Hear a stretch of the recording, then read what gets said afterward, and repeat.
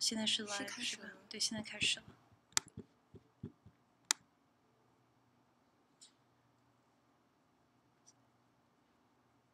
嗯，怎么还是Oh, starting? Yeah, start. Okay, it's live now. 梦辰在看着，是不是？一看就是5个大头。这个吗？要不要？还是放多椅子？你要接那个小摄像头吗？我们这边应该是有声音还是没有声音用那？OK， 把它放在哪儿试试？放。你不是有个 webcam？ 对，我有一个 webcam， 要不要连在这台电脑上？接在这部电脑上面。可以怎么接？我不知道怎么接啊。然后你们试试吧。用 USB 接。你们都不试试？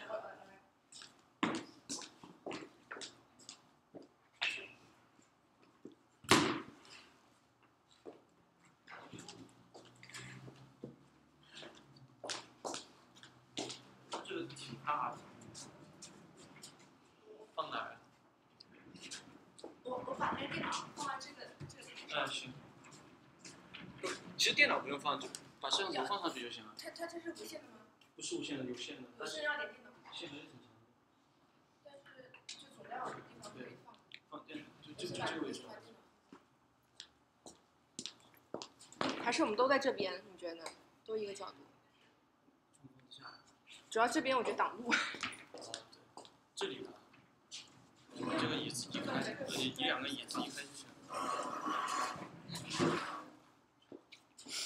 这也可以吧？我觉得，这角度也可以。已经看见了那个梦辰。Hello。不是，非要放在那上头吗？那角度很合适吗？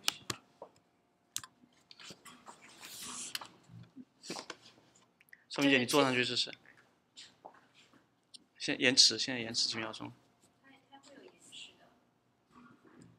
太高了，所以接这个摄像头看看。嗯。高了。再往下一点。我们用这个摄像头来调吧。我先试试。先接上先。稍微再高一点，再高一点点。还是有点模糊了，试一下这个小的。人都看不清。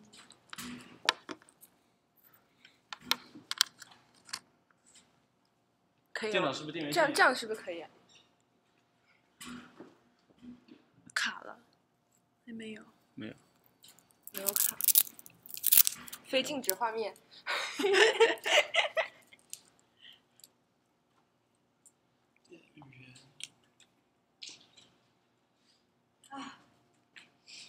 紧张。一会儿我问你问题。他说清晰度不是很高，但是听得很清楚。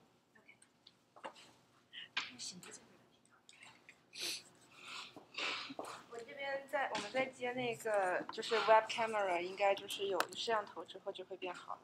但是那个大背景啊。这插哪儿啊？这要接电是吧？那有一个底线，能够上。线够长。哦，那个。哎，那有一个杯，把那个拔了。把这个往这里推一点。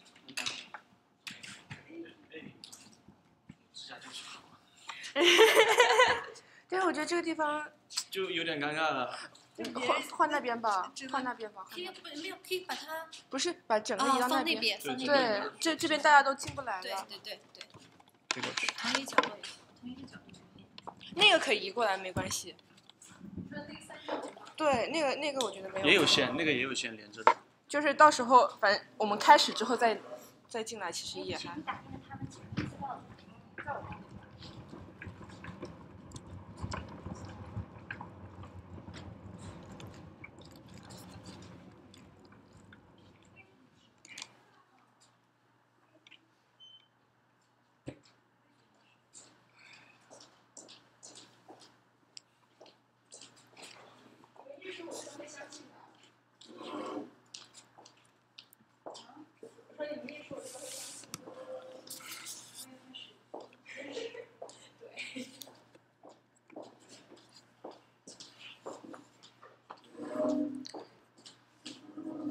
怎么调用这个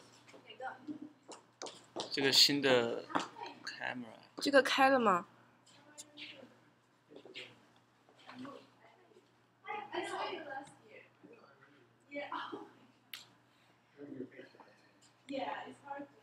开了，是灯吗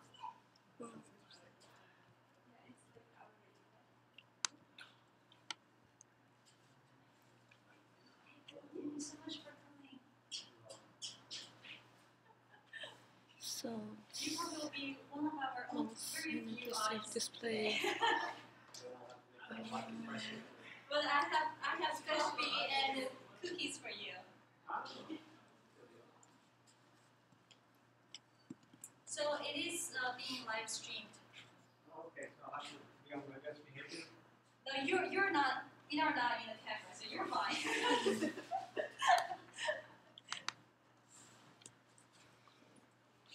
是音频。是这个腾讯。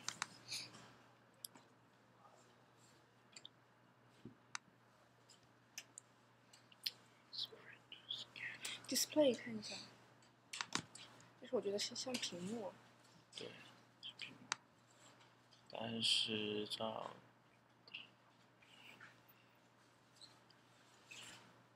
再次尴尬 ，Energy Saver。Mission Control 应该也不是，应该是，我觉得应该是那个手势的。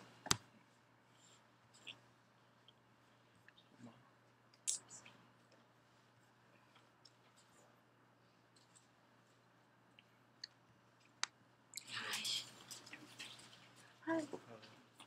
Hello. He's one of our speakers. 哦，马晴雨。我是代表厂。我曾逸轩。我叫小爱。你好。你的英文名怎么发音？莫艾塔尔。莫艾塔尔。就莫艾塔尔。是吧？是吧？我在FLIA待了5个月，他居然不知道我名字。你不是莫达吗？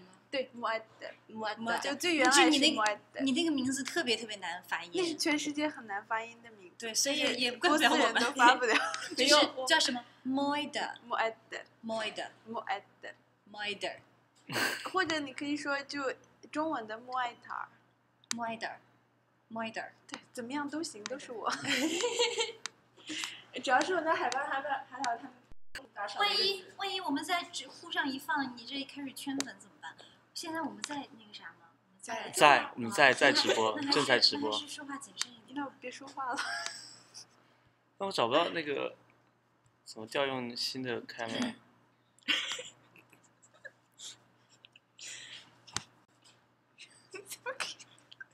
你们这是讨论胖瘦吗？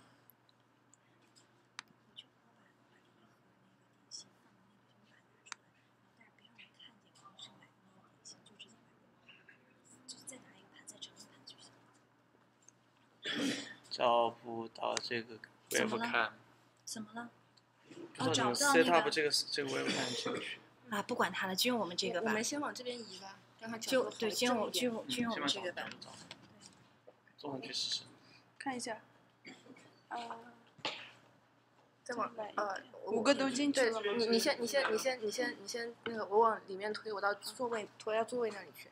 这儿吗？对，那这我把这个撤了，然后把这个再往里一点，你觉得呢？行。就把这一排座位不要了。哎，不是，这个不动了。这个不动。电脑的电源线要。啊不，过不去了。还能过去的。电脑的电源线。这个是不需要了，其实。Okay, guys, you all need a name tag. Sure. 我先写上我的。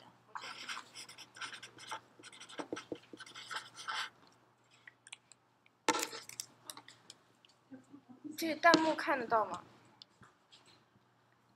可以，我觉得这样很好。Perfect。这个会不会影响到？很好。这个怎么办？不好意思，笔没有给你。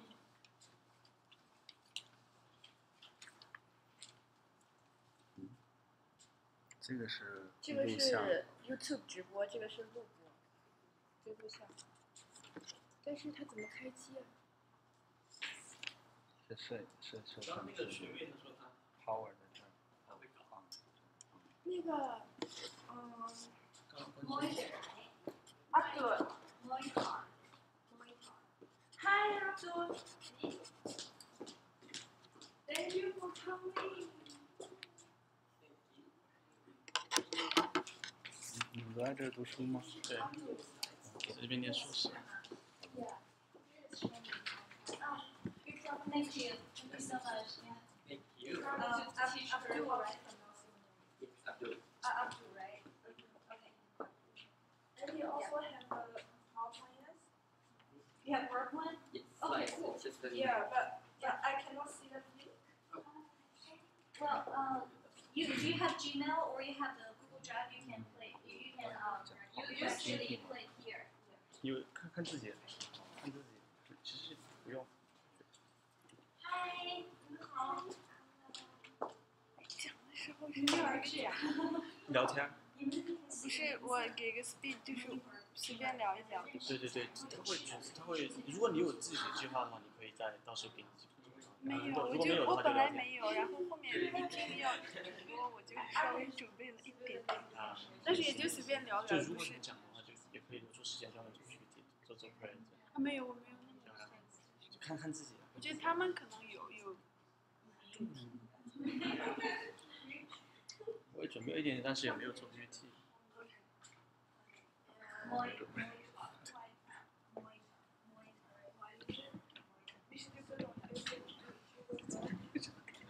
我可能这一辈子我都讲不成。嗯？对对。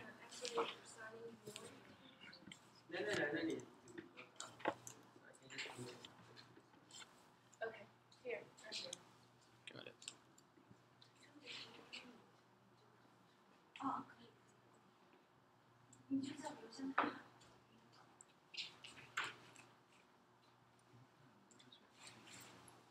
我是国际事务。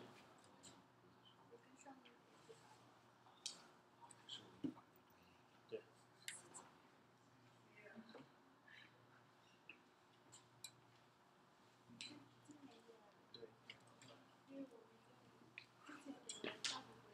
是这样。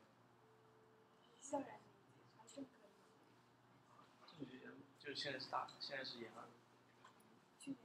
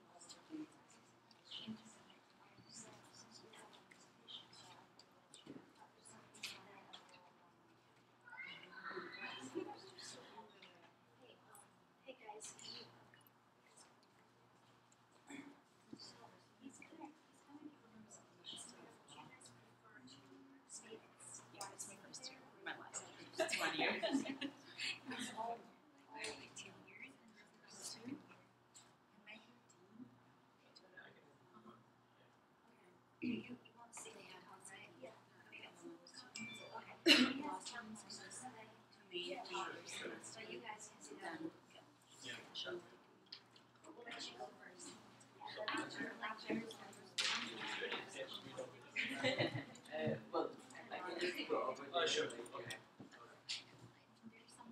When he speaks English. Yeah, so.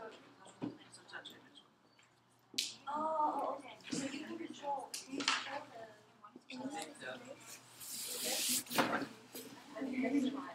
No, that's not right. Okay, so. Or you can. I find it remote.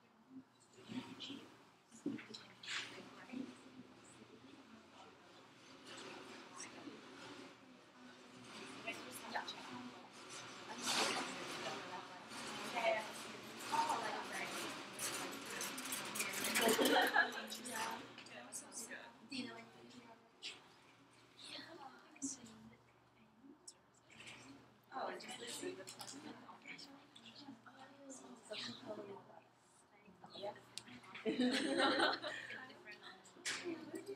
a PhD student.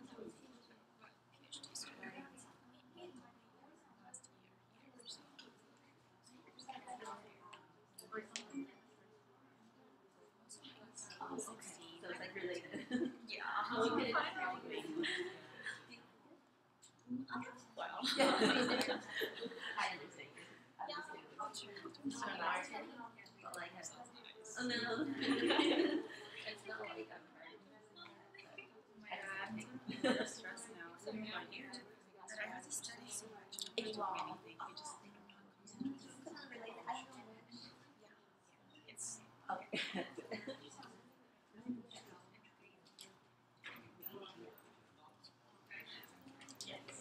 oh, we had presentations. Okay, so last week we showed everything. It's all class. We had a lot of things. Oh, I see. We got such a big body. We are all doing our station. We have to submit in 2 days. And I'm here.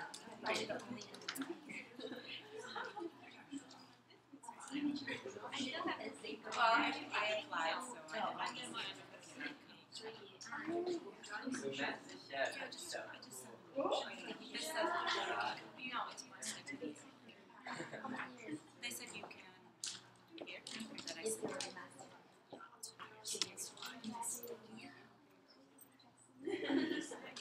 I don't believe they're new. I just got our spare lectures. You love them, No, never. no more school for you. Yeah. Do you think masters are harder than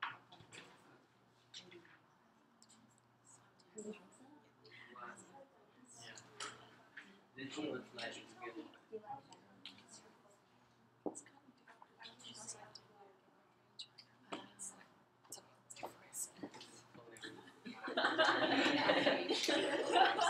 good. It's completely different. It's different. In Europe, you just go to law school.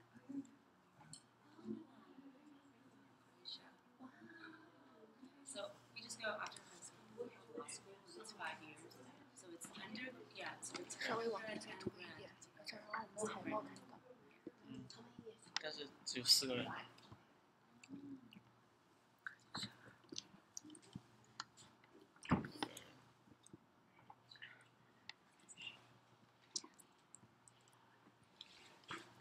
可以可以。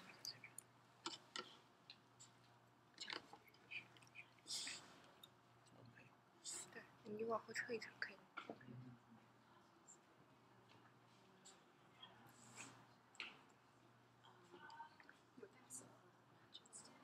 有弹幕。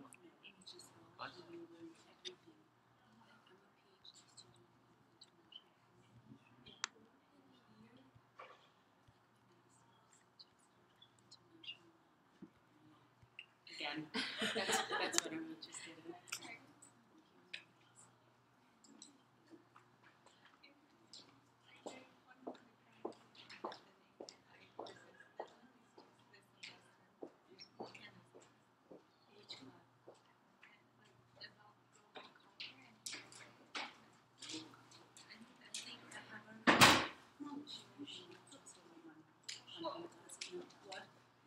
Now?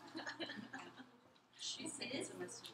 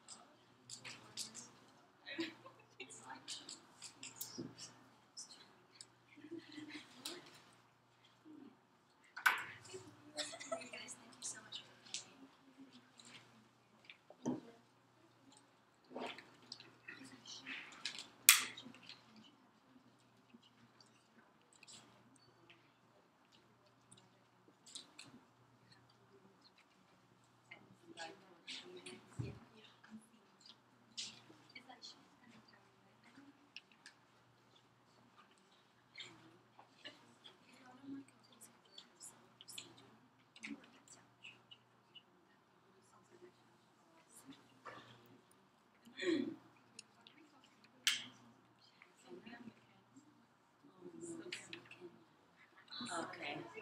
I feel better.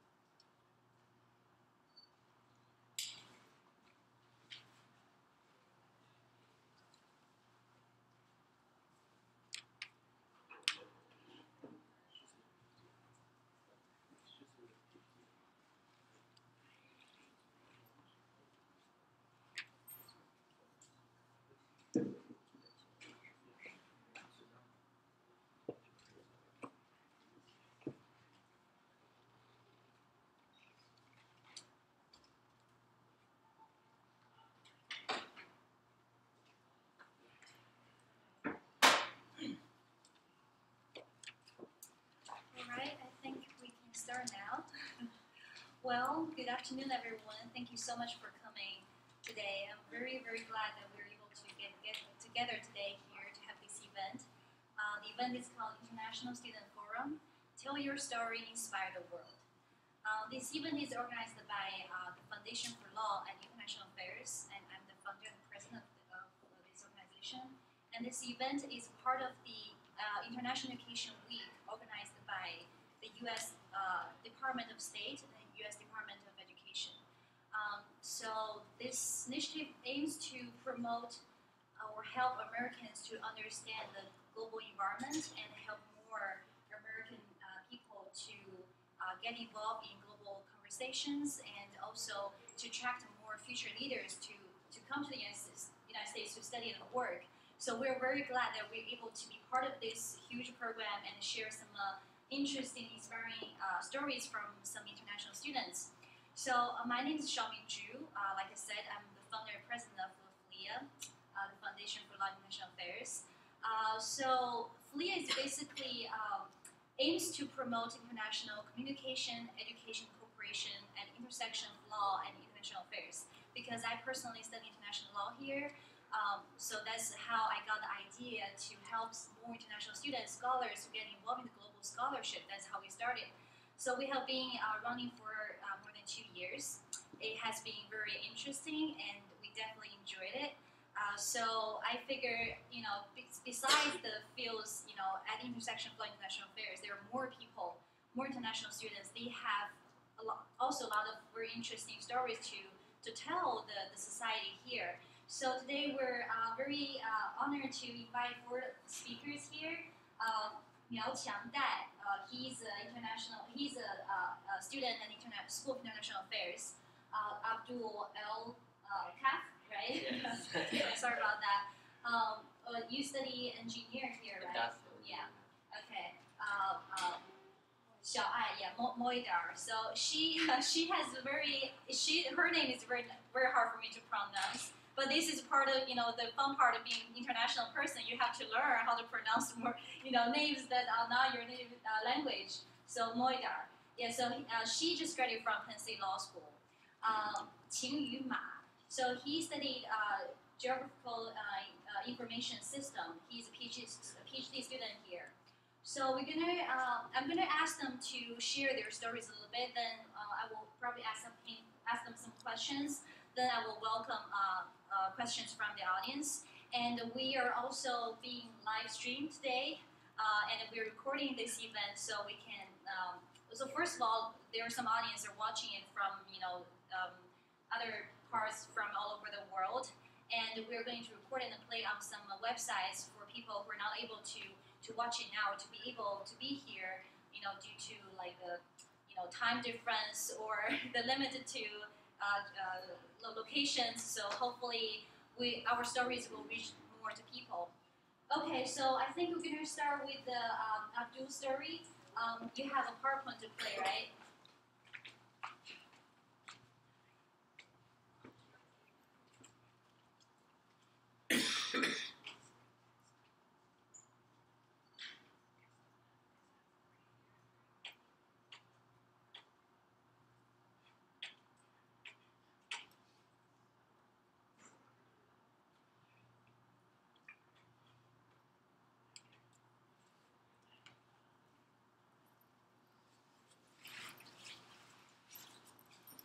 So hello everyone.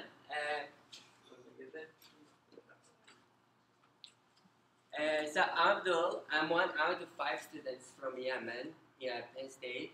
That means I'm 20% of the entire population of Yemenis at Penn State, and that's so cool. So I'll tell you today a story, a cool story, a story about, I would say 2 stories for 2 people I knew in my life. And those 2 people have kind of each one has a weird and different schedule in their life.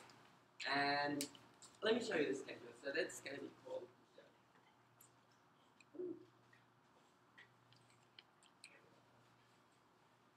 So person A. Okay, person A sleeps 10 hours a day, plays video games for 7 hours, 3 hours for social media, 3 hours schoolwork, and like 1 hour for other stuff. The person B, you can see he has 4 hours of sleeping, 5 hours school, like 4 hours work, 3 hours friends. So it's kind of very diverse and like very like so diverse. So those 2 people are actually the same person, and all those 2 people are actually me in different parts of my life. Person A, who's me. It was me in my freshman year here at Penn State. I used to spend all my time just video gaming and sleeping and trying to sleep and waking up and just video gaming while sleeping. Sometimes it just gets so weird, and it feels so lonely. It feels so disconnected. I have friends, but I still feel so alone among all the crowd. I go there, I talk with people, I feel so alone. And that feeling is so horrible. And what changed me is that I was looking that day, I was like, I tried to look for like how to have a conversation. And it was weird because I started thinking, why would I want to know how to have a conversation? Like, what's the point?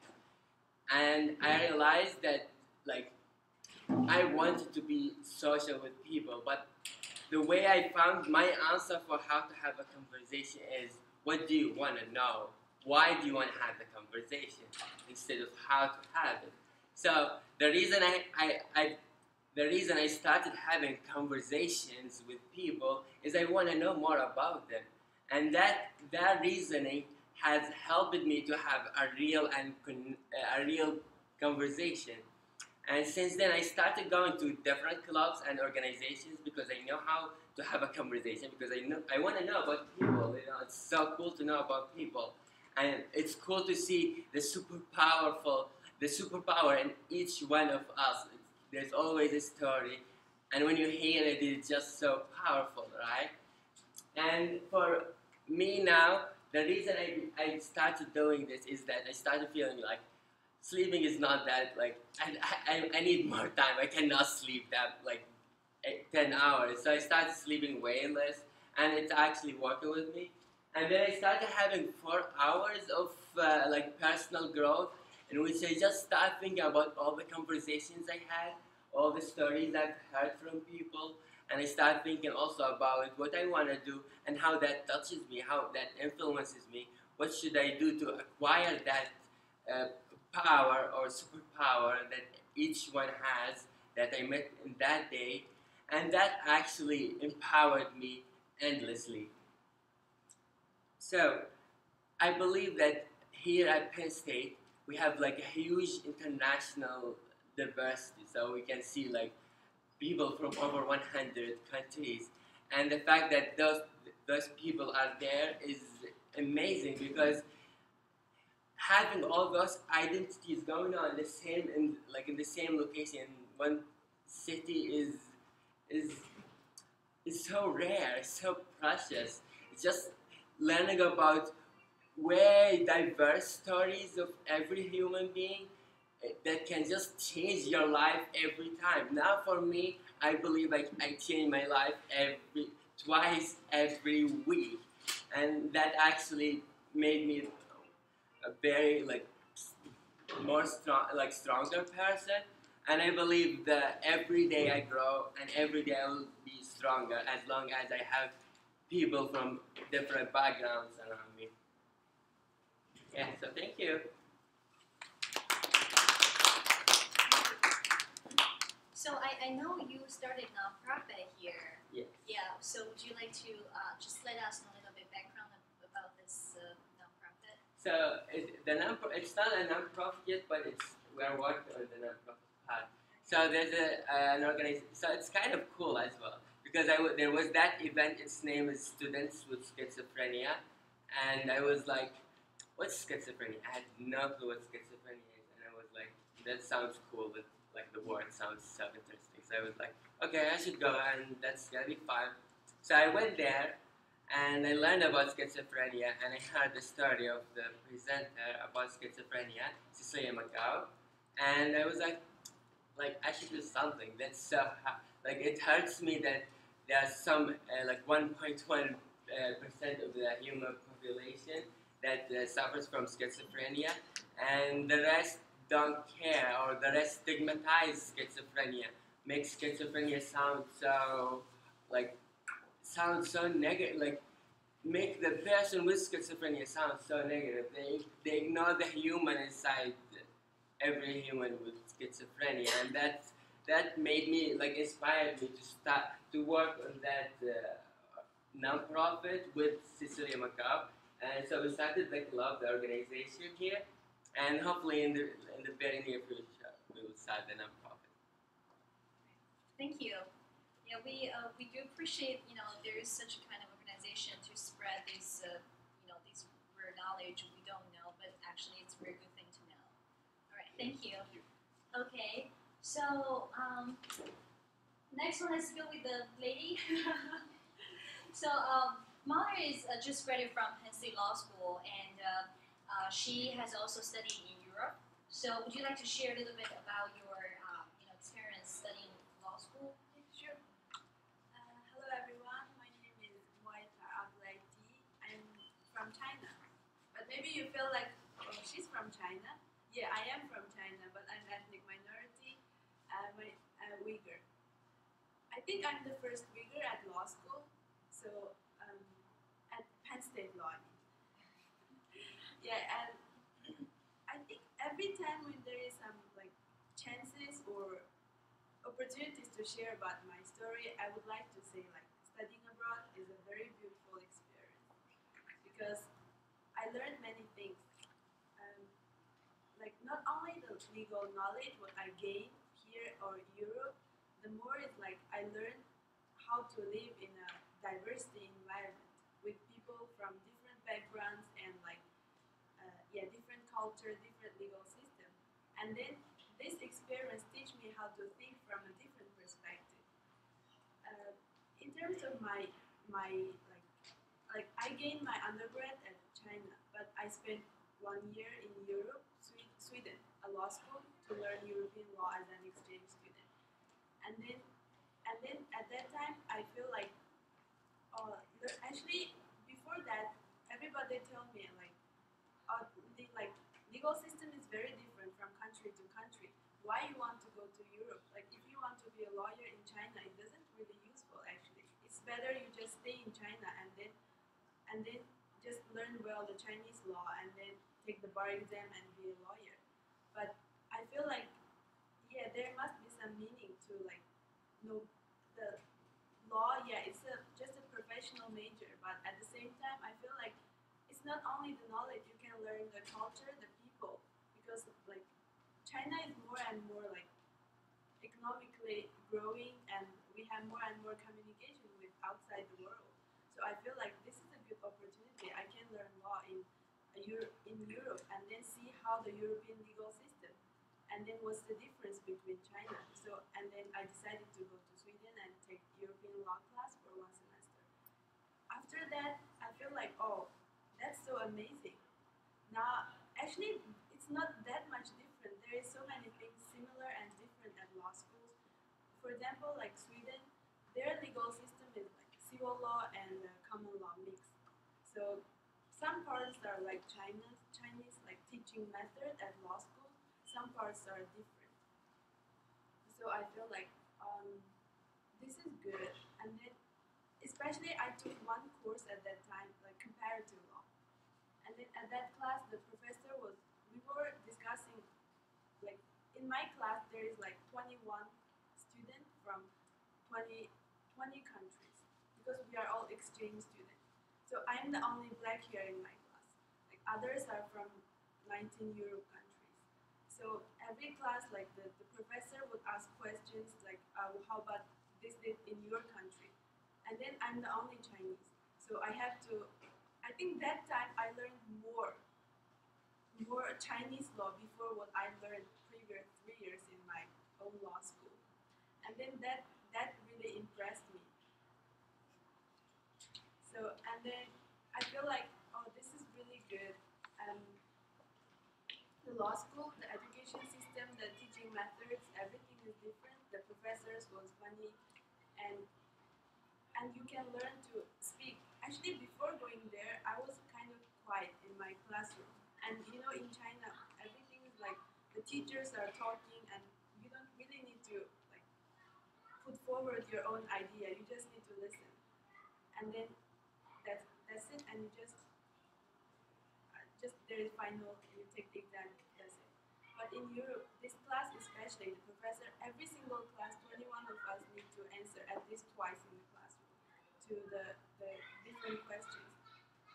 That impressed me a lot, and then I gradually start like liking this kind of method to learn law, like just randomly answer the questions and think through brainstorm this kind of way. And then I feel that's kind of something I learned at Europe. After I back home, I decided to come to US to do my law school because I feel like I already studied in Europe. It's time to learn another legal system. So that's why I'm here. But I thought when I came here, I feel like I already been abroad. It's not that difficult. So for me, I don't think I need to experience like cultural shock or like get used to a new environment. But after I came here last year, I feel like, oh my god, it's totally different. Every country has its different legal system, different ways to teach, especially here at law school. The workload was much, much more heavier than here or Europe. Like, we had to read hundreds of pages every single day. And as a native speaker, you had to face the cold call in the classroom. It was horrible. And it's so hard to express all of your opinions, like, just in English fluently, especially in law school classroom, which is like all of your classmates are very good at talking and very good at put forward their own opinion, and every single time they could keep talking and talking and talking. And for you, you have to first read the cases and then summarize it by yourself, and then even reading the cases is not that easy because there would be some new words. You have to look up the words and then learn them. So it was very challenging for the first semester. But after one semester, yeah, we all kind of get used to it and then get used to the law school, the Socratic teaching method here, and then we start enjoying reading that like 200 pages materials every day. We feel, oh, okay, we can handle it. So I feel like it's like the learning law in different countries, different law schools will teach you to like you are progressing every day. You just keep progressing. At least like me myself, I progressed one day by one day. Like now, if you ask me to go to the classroom again and then like answer the questions or talk about all the things, like just randomly ask me one question and then answer. For me, it's like, okay, I just say everything was in my mind. If it were me who 3 years ago, oh my god, it's so hard. I would be very shy and I'm sorry, I don't know or something like that. But now I don't know, it's not that me anymore. And then yeah, this is kind of like I think the education differences between countries. Yeah. Well, because I have now it was just really amazing to see her, progress in everything. And I actually can relate to what you said a lot regarding in the beginning, people will doubt, why would you study in different legal system? It will be useless if you want to practice law in China. But now almost everyone realized that we do need that knowledge because now the global society is one. It's not we're not so far anymore. So I think that's one of the meanings why we're here today to just promote this international understanding between different, not just countries but also jurisdictions, legal systems. So I think it's very meaningful that we can share this experience and this our knowledge, with more people.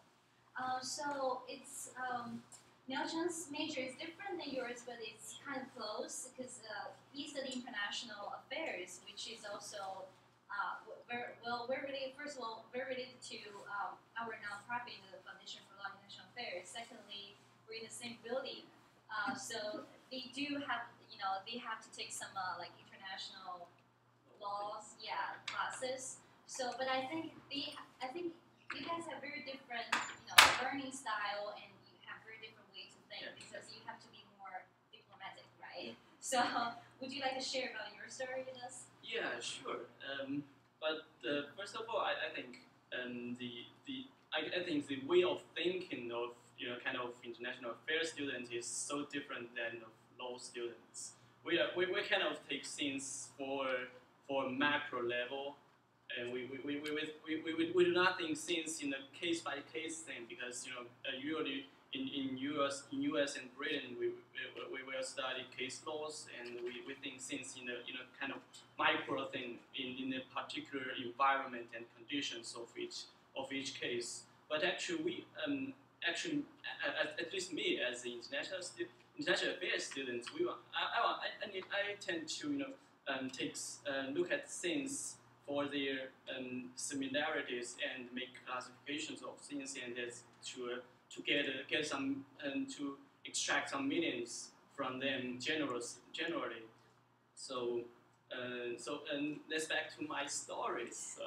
So the first story I want to share is kind of like more serious than the speakers before me. It's about the safety, because 2 years ago, I was in Paris when the notorious Paris terrorist attack happened on November 13th, 2015.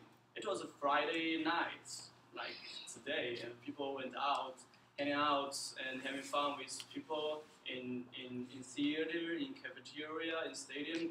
There was a soccer game between France and Germany in the stadium of France. But here comes a group of terrorists, and that night there were 127 people killed, and nearly 400 people get injured from several terrorist attacks. And people were just having fun with each other, and kind of the most serious attack happened in a theater. It's called Bataclan, and the American band, the Eagle of Death Metal, is performing in the theater, and the terrorists came in and host its audience in the theater as hostage, and then opened fire with automatic gun and killed 89 people in the theater. So it's kind of shock to me because I was there in the city.